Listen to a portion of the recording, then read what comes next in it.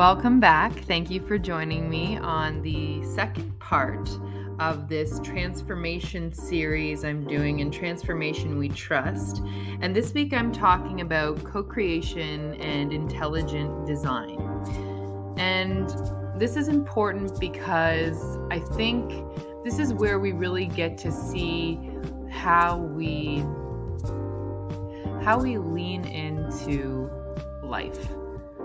Whether we trust the outcome and the process, and where perhaps we're still a little pensive or a little skeptical. And I find this is like the tipping point or the flip over point of going from surviving to thriving. And part of it is, as I mentioned in last episode, about perspectivizing and choosing how we see our experience. And so with co-creation and intelligent design, it opens up the possibility that we are the architect of our life. And there are factors that are unseen that we, can attempt to calculate in the equation, but we don't actually fully have a guarantee or a, completely calculated outcome. There is, the extra variable that we cannot equate for.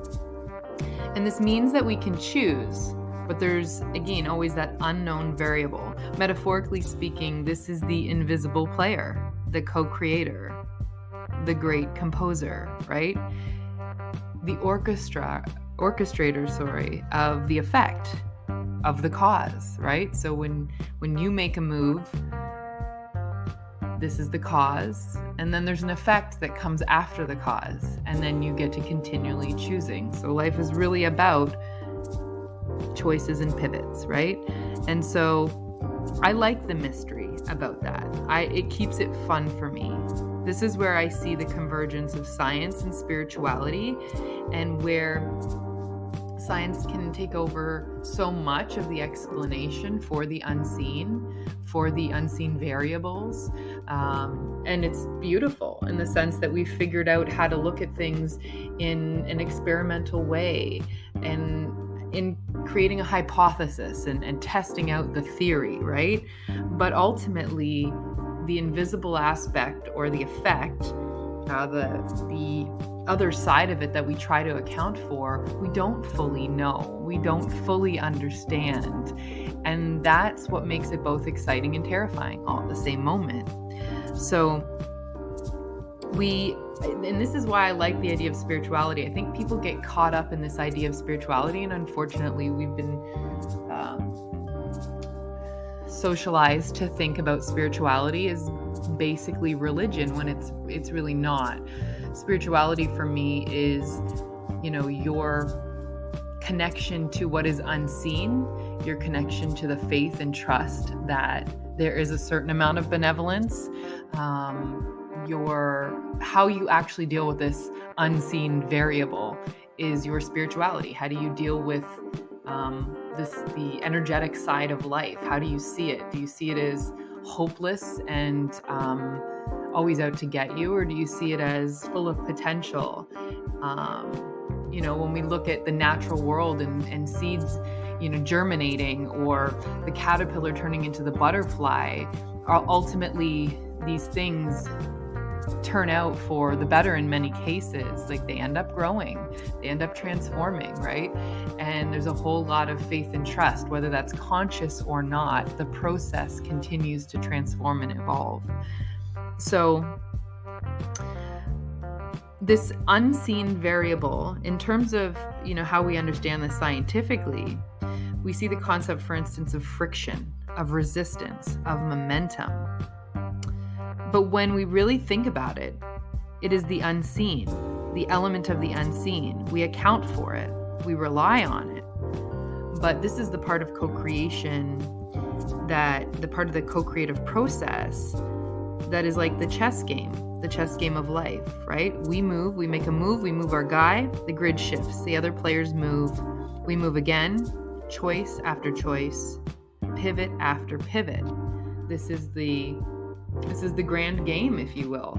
And I remember being in philosophy class and being just sitting with my thoughts and letting them just go and thinking about cause and effect and just allowing it to go all the way down a trail, like taking one specific instance and really just allowing it to go down this whole trail and thinking, oh my gosh, there's so many variables you couldn't even, there's, multiple variables per person, per action, per experience, per background, there's literally no way you could account for the vast amount of shifting that happens when one decision is made.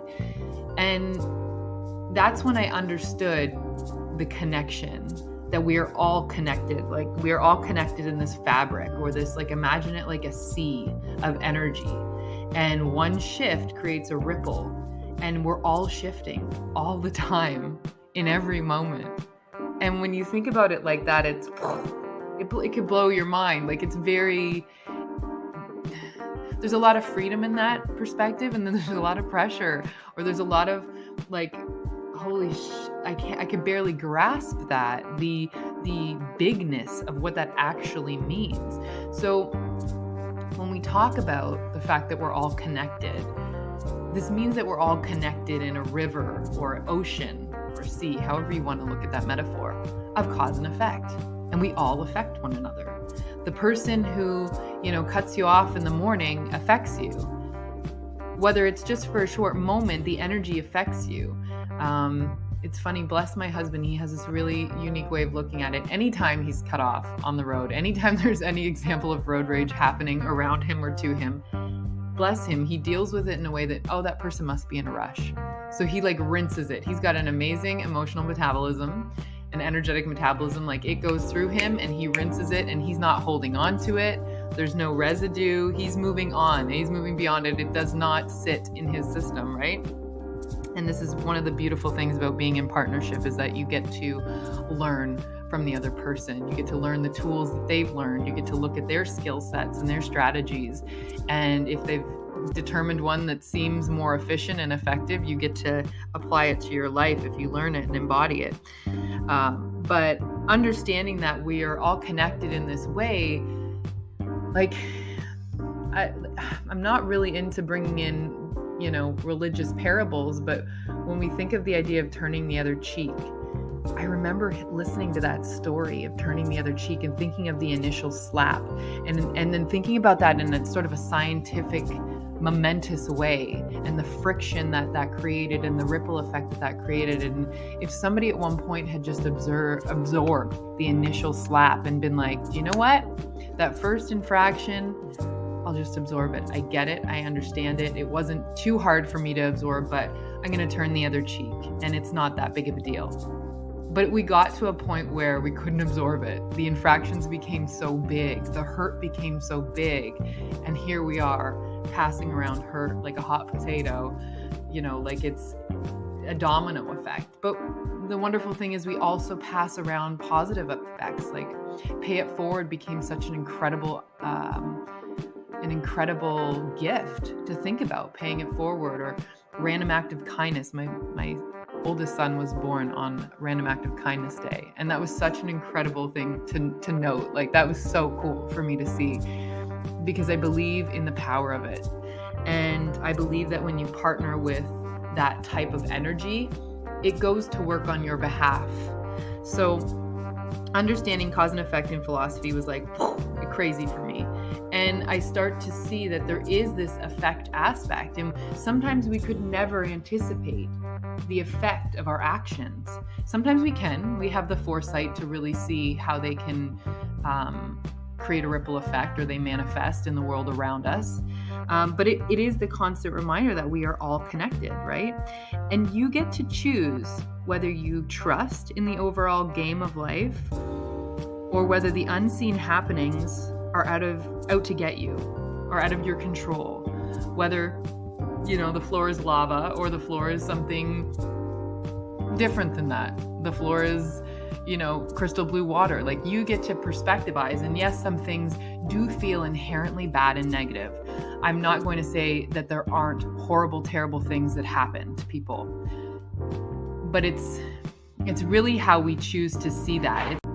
But because we are living in a free will experience where what we get to choose is our next choice and our pivots, we don't necessarily get to choose the effect or the consequence of our choices, but we get to choose the next choice that we make. We get to choose to pivot. We get to choose to perspectivize. We get to choose to take in every experience and decide how we program it into our vessel. So I've decided that much of the experience that I go through that isn't necessarily comfortable is still adding to the richness, is still adding to the fullness, is still adding to the tapestry of my life. And that is one way at how I continue to bring into the fold every experience I have, churn it through my system, and release it, rinse it, not necessarily hold on to anything in a traumatic way. And so I believe that this is one of the tools that we get to, or one of the strategies we get to take on as we flip over from surviving to thriving. And it's not to say there won't be more instances in the future where it certainly feels like we have to survive something, but we get to a point within the process or a point within the experience where we can flip over into thriving. We have that option. And so we get to choose whether we trust in the overall game of life, right? Or whether we decide that it's terrifying and horrible. We really do get that choice. So I ask, what is your aim? What are you shooting for? I love astrology. I like looking to the archetypal perspective of astrology and the wheel and the cycle and the understanding of where we are versus where we're heading. I like looking at all that. So in this, I'm reminded of, or what comes to mind is Sagittarius, the spiritual fire sign, the archer. Where are you setting your heights? Where are you pointing your bow and arrow? To what new heights or horizons are you reaching for? Right? Where are you going to aim your vision when you have an experience that seems to rock your foundation a little? And remembering that, again, we're part of our macro experience is also part of the our micro experience is also a part of the macro experience, right? We are part of the greater fabric. We are all connected. We are all co-creating this experience right now. And what we choose to believe in, participate in, feed energy to is what we're collectively experiencing. And it becomes really profound when you can see the connections between the individual choices at large and how they create the overall experience. Like how we define something, how we choose to experience something, how we, choose to see something, label something, participate in that really is how we experience it. And for some, we might, not want to consider something inherently negative. But if the majority of the culture sees it as negative, well, it certainly becomes something that is rejected as opposed to accepted. So we are connected, whether we want to come to terms with that or not. And so there's really this compelling call to really think about how we individually navigate with reverence and respect for the communities that we live in and the people we love, and how we affect one another generally, without also sublimating our individual experiences and really stuffing down what we're here to experience. So that's like the fine line. That's the razor's edge that we walk. And I say razor's edge not necessarily in a negative way, but in more of it really is a fine line between walking your truth and your purpose and your path with your vision and your hopes and your desires, while maintaining your connection to the collective, knowing undoubtedly that through cause and effect, we do affect one another. We are part of this fabric. So, and maintain that vision. It's like a sea, right? We can't separate the drop from it. We can't separate out of it. It is already connected, whether we want to, admit to it or not. So this pendulum that we swing between individual and community, we really look at, well, what lights me up? What would I create? And what would I want to see for myself and my communities given the option? And this is where I feel like this intelligent design, this co-creation aspect really comes into play. So for me, I use this as a guiding understanding in that, well, now that I understand that I affect the collective and I am in charge of my experience and my perspective, what next? What do I want to create? Do I see examples of this around me, big or small? What am I aiming for? What do I want? And that's where flipping from surviving to thriving, you become the architect, you become the designer. And when you can have full faith that whatever effort or energy you put in is matched and you get out, you just don't know how it's coming back to you and what way it will be configured, becomes the mystery, it becomes the exciting part of living.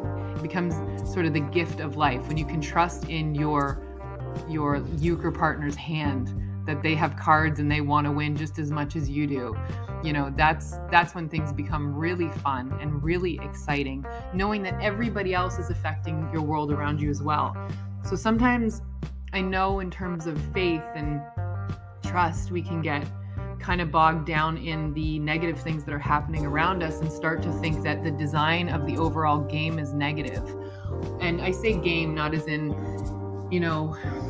a negative matrixy sense, but more in the overall point of life, overall point of even just being here. I see that when you go from surviving to thriving, life becomes a game, a fun game that you can enjoy and you can lean into enjoying.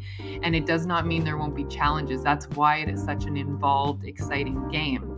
But when you can flip into that perspective, you can start to really feel your inner power come to harvest, and you can really start to feel that you are in charge of a large portion of it, and by the very nature of what you put in, you get out. Then you can depend on the fact that whatever you're putting in, whatever energy you're giving in, you will get back. And you can depend on the fact that your partner wants to win just as much as you do. In terms of winning, I mean wants to have an excellent, thriving life that you can savor. If that's the energy you're putting in, that's what you're going to get back. And you might not experience that all the time because, again, we are living on this planet with 7 billion people, with 7 billion different agendas, with 7 billion experiences, backgrounds, pain points, pride points, desires, hopes, dreams. And so that's why what we see is so varied and vast. But I also think that's what makes it so interesting and incredible. And if it were too easy, we wouldn't be engaged. We wouldn't enjoy it. So to wake up to this understanding of being the architect of your life and being able to ride the waves in the way that you choose. And it takes practice getting strong, and it takes practice, with your emotional and energetic metabolism and really crushing the waves as they come towards you. It takes practice, and it's like a whitewater rafting. And once you get, your feet underneath you, or once you get proficient, it actually becomes really fun, and it becomes really interesting to observe what you put out as it comes back to you. And when you start to be able to mold your life in those ways, it's so exciting. It's so fun. And this is why I have such a hope and an excitement for what's to come, because I've been able to practice this, embody this, and really see this energy play out in my life. It's not just a theoretical thing for me.